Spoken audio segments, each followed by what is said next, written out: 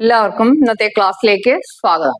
നമ്മൾ ഒന്നാമത്തെ യൂണിറ്റ് വർഗങ്ങളാണല്ലോ പഠിച്ചുകൊണ്ടിരിക്കുന്നത്. ഇന്ന് നമ്മൾ പഠിക്കാൻ പോകുന്നത് വർഗങ്ങളെ കുറിച്ച് പഠിച്ചു കഴിഞ്ഞു. ഇനി നമ്മൾ പഠിക്കാൻ പോകുന്നത് ദശാംശ വർഗങ്ങളെ കുറിച്ചാണ്. ഇന്ന് നമ്മൾ പഠിക്കാൻ പോകുന്നത് എന്താണ്? ദശാംശ വർഗം. അപ്പൊ അല്ലാതുള്ള ദശാംശ അല്ലാത്ത സംഖ്യകളുടെ വർഗങ്ങൾ കണ്ടുപിടിക്കാൻ നമ്മൾ കഴിഞ്ഞ ക്ലാസ്സിൽ പഠിച്ചു കഴിഞ്ഞു. ഇവിടെ ചിത്രത്തിൽ ഇതൊരു റെക്റ്റാങ്കിൾ, ചതുരം.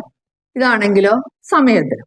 ചതുരമാകുമ്പോൾ അതിന് നീളമുണ്ട്, വീതിയുമുണ്ട്. സമചതുരമാകുമ്പോൾ എല്ലാ വശങ്ങളും തുല്യമായിരിക്കും. ചതുരത്തിന്റെ നീളം എ എന്നും വീതി ബി എന്നും കൊടുത്താൽ ഇതിന്റെ പരപ്പളവ് എന്തായിരിക്കും? പരപ്പളവ് എ ഇൻറ്റു ബി, അതായത് ഏരിയ പരപ്പളവ് സമം A into B, A B എന്ന് കിട്ടും അല്ലെ? അതുപോലെ ഇവിടെ സമചതുരത്തില് ഒരു വശത്തിന്റെ നീളം എ ആണെങ്കിൽ എല്ലാ വശത്തിന്റെ നീളവും എന്ത് തന്നെയായിരിക്കും? എ തന്നെയായിരിക്കും അല്ലെ? ഒരു വശത്തിന്റെ നീളം എ ആണെങ്കിൽ എല്ലാ വശത്തിന്റെ നീളവും എ തന്നെയായിരിക്കും. സമം ചതുരം, എല്ലാ വശങ്ങളും തുല്യമായിരുന്നു. ഞാനിവിടെ എ എന്ന് കൊടുക്കുന്നു, ഇവിടെയും. അപ്പൊ ഇതിന്റെ പരപ്പളവ് എത്രയായിരിക്കും? ഇതിന്റെ പരപ്പളവ് വശം ഗുണം വശം എത്ര വരും? എ സ്ക്വയർ എന്ന് വരും. അപ്പം എക്ക് നമുക്ക് ഏതെങ്കിലും വില കൊടുക്കാം. ഞാൻ 5 എന്ന് കൊടുക്കാം. അപ്പോൾ ഇവിടെയും 5. അപ്പൊ പരപ്പളവ് എന്തായിട്ട് മാറും? 5 ഗുണം 5 സമം 25 സെന്റിമീറ്റർ ആണെങ്കിൽ ചതുരശ്ര സെന്റിമീറ്റർ എന്ന് കൊടുക്കാം, അല്ലെ യൂണിറ്റ് ആണെങ്കിൽ ചതുരശ്ര യൂണിറ്റ് എന്ന് കൊടുക്കാം. ഇപ്പം ഇങ്ങനെയുള്ള ഇതിപ്പോ ദശാംശ സംഖ്യ അല്ല, നമുക്ക് ഇത് മാറ്റി ഒരു ദശാംശ സംഖ്യ ആക്കിയാലോ? ഈ 5 എന്നുള്ളത് മാറ്റിയിട്ട് ഞാൻ ഇതിന് 3.7 സെന്റിമീറ്റർ കൊടുക്കുന്നു. അപ്പൊ ഇത് 3.7 സെന്റിമീറ്റർ ആയി അല്ലെ? ഇനി ഇതിന്റെ പരപ്പളവ് 3.7 ഇൻറ്റു 3.7 അല്ലെ? അപ്പൊ നമ്മളിത് എങ്ങനെയാ കണ്ടുപിടിക്കുക? 3.7 3ന്റെ കൂടെ 0.7 കൂടി കൂട്ടുന്നതാണ് 3.7. അപ്പം 0.7 എന്ന് പറയുമ്പോൾ 0.7. നോക്കിക്കേ, 3 പ്ലസ് 3 എന്ന് പറഞ്ഞാൽ 3.0 എന്ന് കൊടുക്കാം. 0.7 നോക്കിക്കേ, 7.3 3.7 എന്ന് കിട്ടും. അപ്പൊ 3.7 നമുക്ക് എങ്ങനെ എഴുതാം? 3 പ്ലസ് 0.7. അപ്പൊ 3.7 സ്ക്വയർ നമ്മൾ എങ്ങനെയാ കണ്ടുപിടിക്കുക? 3.7 ഇൻറ്റു 3.7 സമം 3.7 സ്ക്വയർ. 3 വെറും 7 അല്ല, 0.7 0.7. അപ്പൊ 3.7ന്റെ സ്ക്വയർ എങ്ങനെ കണ്ടുപിടിക്കാം? ദശാംശ അല്ലാത്ത സംഖ്യയുടെ കണ്ടുപിടിക്കാൻ നമ്മൾ കഴിഞ്ഞ ക്ലാസ്സിൽ പഠിച്ചു കഴിഞ്ഞു. അപ്പൊ നമുക്ക് കള്ളി വരച്ചിട്ടുള്ള രീതിയിൽ ചെയ്യാം ആദ്യം, എന്നിട്ട് രണ്ടാമത്തെ രീതിയിൽ പോകാം. അപ്പൊ ഇവിടെ നോക്കിക്കേ, 3 ഇൻറ്റു 3 എത്ര വരും? 9. 3 ഇൻറ്റു 0.7. ഇപ്പൊ ദശാംശം ഇല്ല, നമ്മൾ ഗുണിക്കുകയാണെങ്കിൽ 7 3 21 വരും അല്ലേ? 21. ഇവിടെ ഒരു സ്ഥാനം ദശാംശം ഉള്ളതുകൊണ്ട് അതിന്റെ ഇടയ്ക്ക് ഒരു ദശാംശം ഇടണം. ഒരു സ്ഥാനം മാറി ദശാംശം ഇടണം. എവിടെ നിന്നാണ് മാറുന്നത്? ഇവിടെ നിന്ന് ഇങ്ങോട്ട്, അതായത് ഇടത്തോട്ട് മാറുകയാണ് ചെയ്യുന്നത്.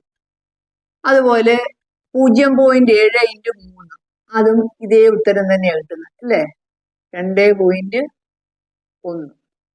0.7 ഇൻറ്റു 0.7 ദശാംശം ഇല്ലാതെ ഗുണിക്കുകയാണെങ്കിൽ 7 ഗുണം 7 49 എന്ന് വരും അല്ലേ?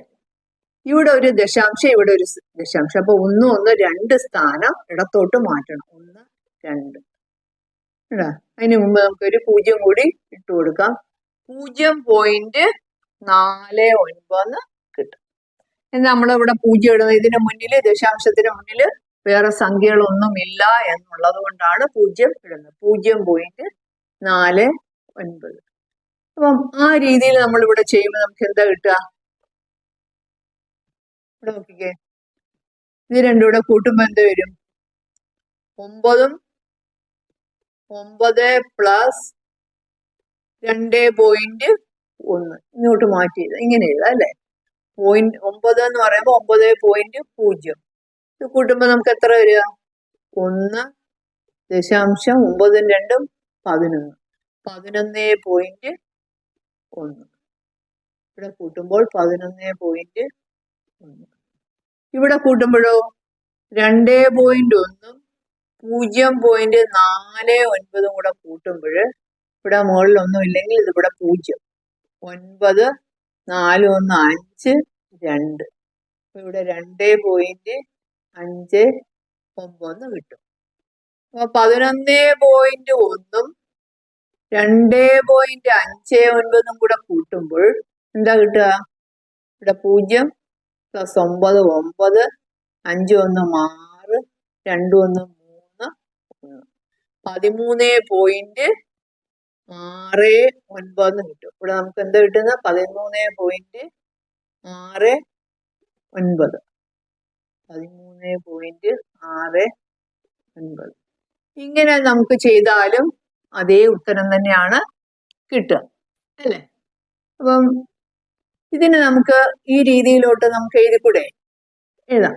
3.7 സ്ക്വയർ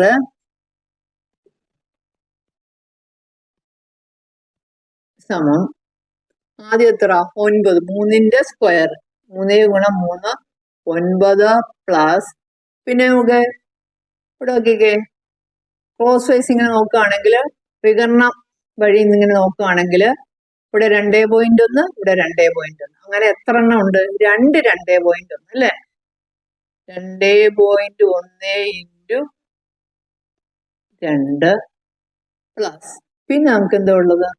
0.49. എത്രയായിട്ടാ? 9 plus 2.1 into 2. 2.1 2 കൊണ്ട് ഗുണിക്കുമ്പോൾ 1 2 2 ഈ 2 4 ദശാംശം ഇല്ലാതെ ഗുണിച്ചിട്ട് ഒരു സ്ഥാനം മാറ്റി ദശാംശം ഇടുമ്പോൾ ഇവിടെ 4.2 പ്ലസ് 0.4. ഇതെല്ലാം കൂടെ കൂട്ടുമ്പോൾ നമുക്ക് എത്ര വരിക നോക്കാം. 9 എന്ന് പറയുമ്പോൾ 9.00 4.2 2 ഇവിടെ ഒരു 0 കൂടെ കൊടുക്കാം. 0.49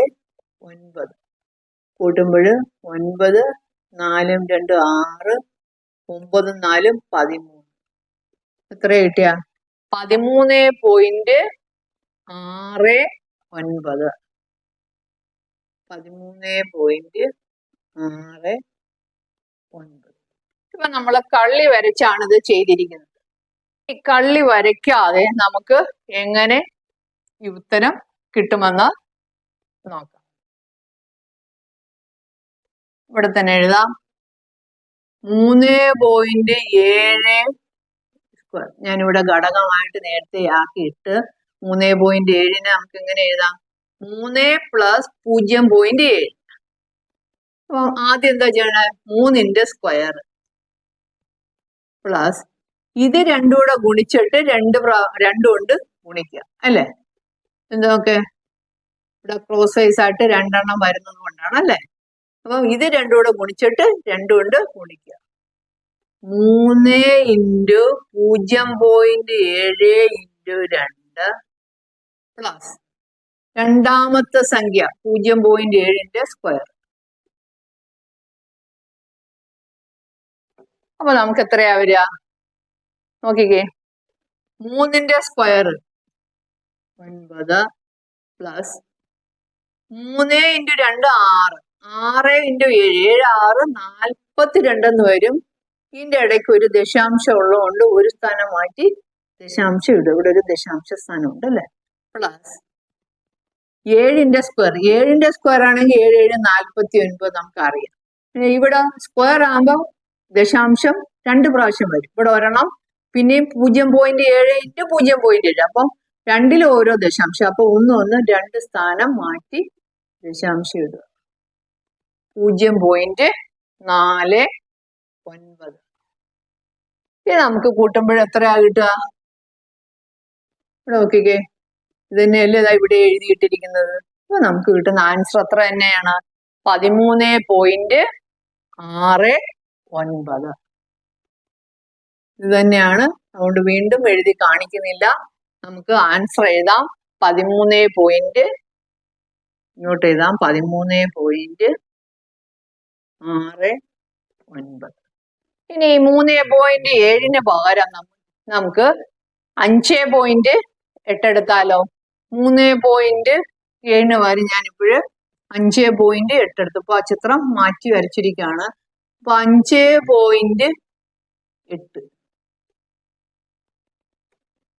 അപ്പൊ എങ്ങനെ എഴുതാം? 5ഉം 0.8. 5ഉം 8ഉം 5 എന്ന് പറയുമ്പോൾ 5.0 പ്ലസ് 0.8. നോക്കിക്കേ, 0 8ഉം കൂടെ കൂട്ടുമ്പോൾ 8 5. 5.8 നമുക്ക് എങ്ങനെ എഴുതാം?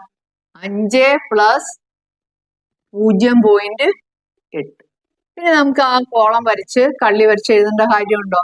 ഇതും കൂടെ കാണിച്ചു തരാം. കള്ളി വരച്ച് കാണിച്ചു തരാം.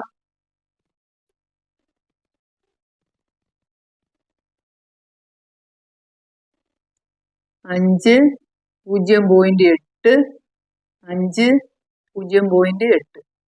5 ഗുണം 5 5 5 25.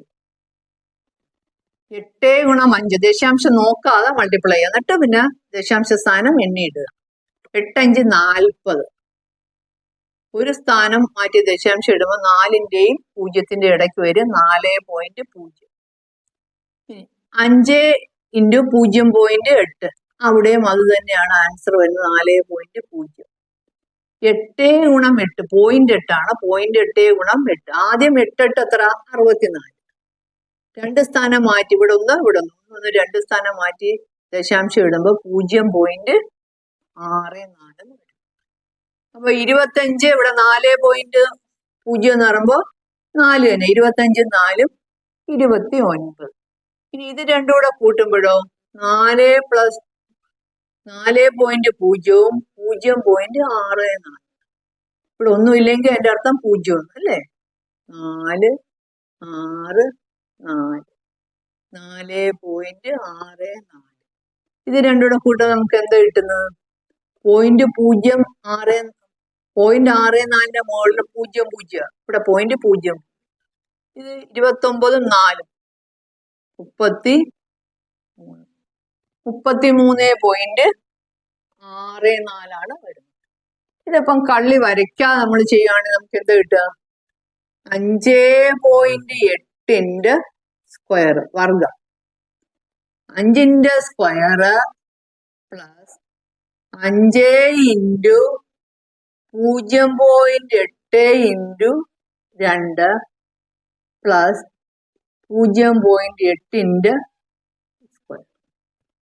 5ന്റെ സ്ക്വയർ 5 5 25.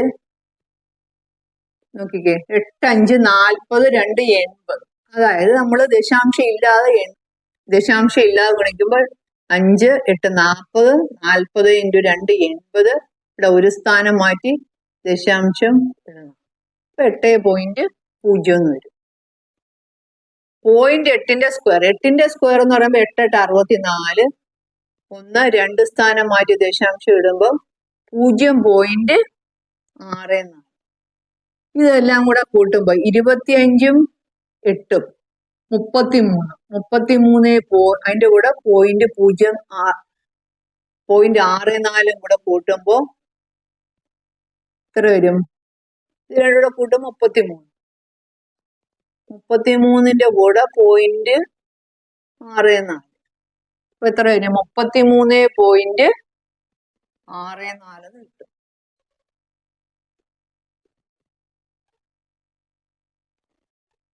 മനസ്സിലായി? ഇനി 5 ഒരു എക്സാമ്പിൾ കൂടെ പറഞ്ഞു തരാം. 5.8 പകരം 13.9 എടുത്താലോ? നമുക്ക് അതൊന്ന് ചെയ്ത് നോക്കാം. 13.9 എങ്ങനെയാ 13.9 എഴുതുന്നത്? 13 0.9 13 0.9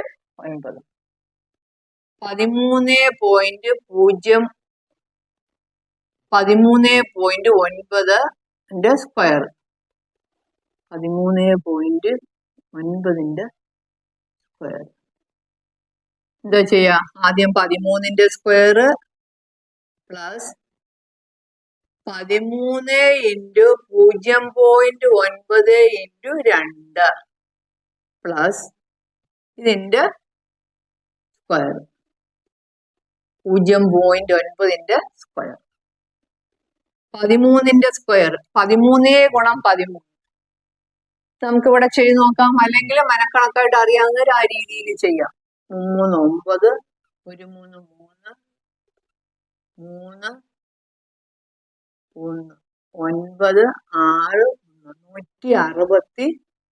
169 പ്ലസ് 13 ഗുണം 0.9 ഇൻറ്റു 2 13 2 ഇത് രണ്ടൂടെ ഗുണിക്കുമ്പോൾ 26 26 ഇൻറ്റു 0.9 6 9 54 ശിഷ്ടം 5 9 2 18 5 18 5 23 ഒരു സ്ഥാനം മാറ്റി ദശാംശം ഇടുമ്പോൾ 23.4 പ്ലസ് 9 0.9 സ്ക്വയർ 9 9 9 81 ഇവിടെ രണ്ട് സ്ഥാനം മാറ്റി ദശാംശം ഇടുമ്പോൾ ഇത് വരിക 0.81 ഇതെല്ലാം കൂടെ നമുക്ക് കൂട്ടി നോക്കാം. 169 23.4 0 ദശാംശങ്ങൾ നേരെ നേരെ വന്ന് വേണം എഴുതി കൂട്ടാൻ. എവിടെയെങ്കിലും എഴുതി കൂട്ടാൻ പാടില്ല കേട്ടോ. ഇവിടെ നമുക്ക് പോയിന്റ് ഇട്ടിട്ട് ഇവിടെ 0 വയ്ക്കാം, ഇവിടെയും 0 ഇടാം. കൂട്ടി നോക്കിയേ 1 8 4 12 2 ശിഷ്ടം 1 9 10 3 13 3 ശിഷ്ടം 1 6 2 8 1 9 1 എന്താ കിട്ടിയത്? 193.2 മനസ്സിലായി? 193.2.